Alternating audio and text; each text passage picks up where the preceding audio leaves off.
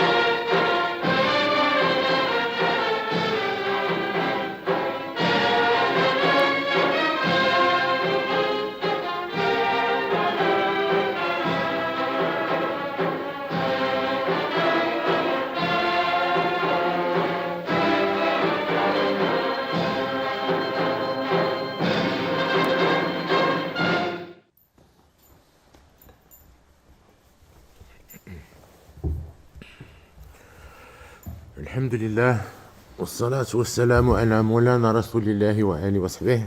شعبي العزيز، لقد مكنت المسيرة الخضراء التي نحتفل اليوم بذكراها العزيزة من استكمال الوحدة الترابية للبلاد، ووفاء لقسمها الخالد نواصل مسيرات التنمية والتحديث والبناء من أجل تكريم المواطن المغربي وحسن استثمار المؤهلات التي تزخر بها بلادنا، وخاصة بالصحراء المغربية.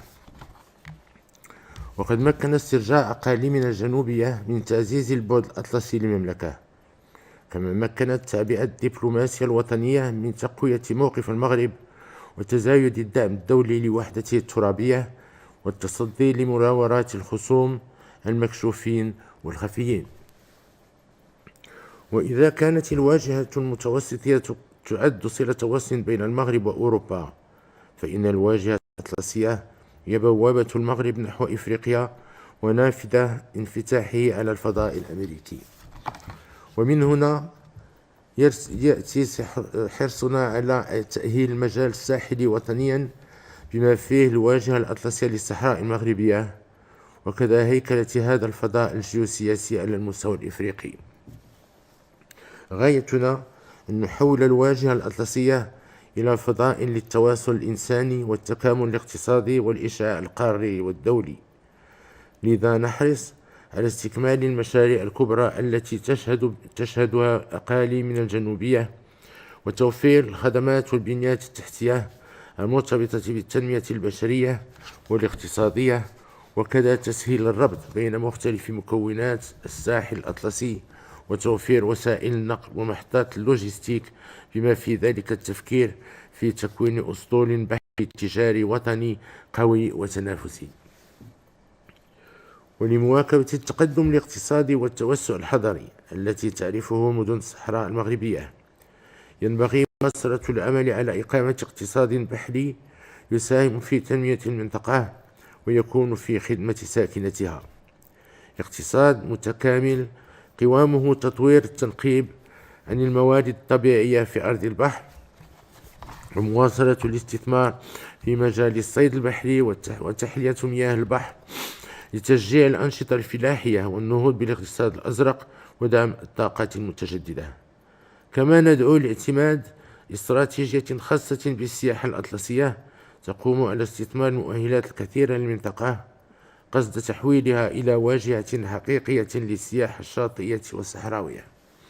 شعبي العزيز، إن المغرب كبلد مستقر وذي مصداقية يعرف جيدا الرهانات والتحديات التي تواجه الدول الإفريقية عموما والأطلسية على وجه الخصوص. فالواجهة الأطلسية الإفريقية تعاني من خصاص ملموس في البنيات التحتية والاستثمارات رغم مستوى مؤهلاتها البشرية ووفرة مواردها الطبيعية.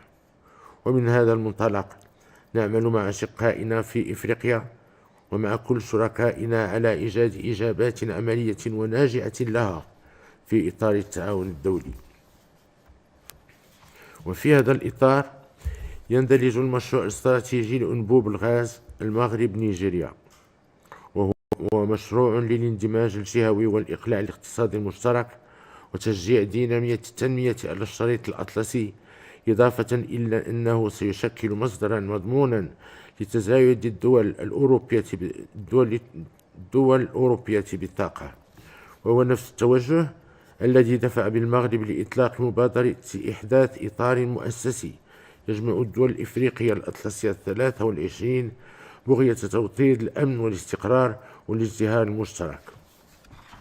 إن المشاكل والصعوبات التي تواجه دول منطقة الساحل الشقيقة لن يتم حلها بالأبعاد الأمنية والعسكرية فقط، بل اعتماد مقاربة تقوم على التعاون والتنمية المشتركة. لذا نقترح إطلاق مبادرة على المستوى الدولي تهدف إلى تمكين دول الساحل من الولوج إلى المحيط الأطلسي، غير أن نجاح هذه المبادرة يبقى رهينا بتأهيل البنيات التحتية لدول الساحل مع العمل على ربطها بشبكات النقل والتواصل بمحيطها الإقليمي. والمغرب مستعد لوضع بنياته التحتية الطرقية والبنائية والسكك الحديدية رغم إشارة هذه الدول الشقيقة، إيمانا بنا بأن هذه المبادرة ستشكل تحولا جوهريا في اقتصادها وفي المنطقة كلها.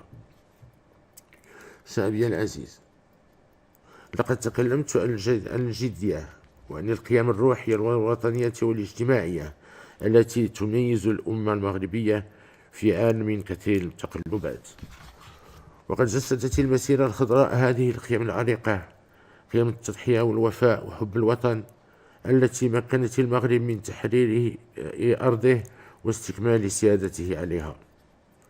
وعندما تكلمت عن الجدية فذلك ليس عتابا، وإنما هو تشجيع على مواصلة العمل لاستكمال المشاريع والإصلاحات ورفع التحديات التي تواجه البلاد، وهو ما فهمه الجميع ولقي تجاوبا واسعا من مختلف الفعاليات الوطنية،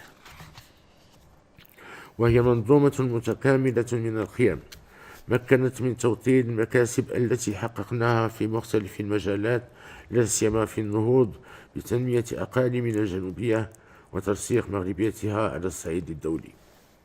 وقد اعترفت والحمد لله العديد من الدول بمغربية الصحراء، وعبرت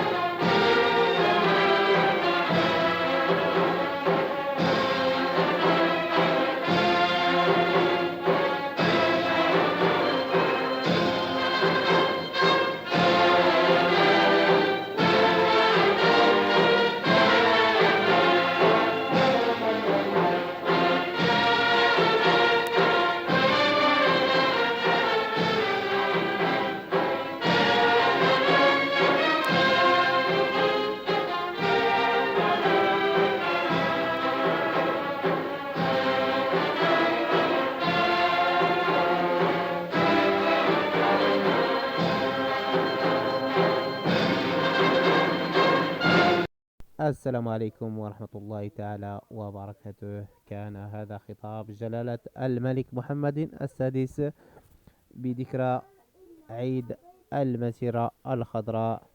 تحية طيبة لكم وتحية لجميع الشعب المغربي، تحية خالصة من القلب بشعار الله الوطن الملك.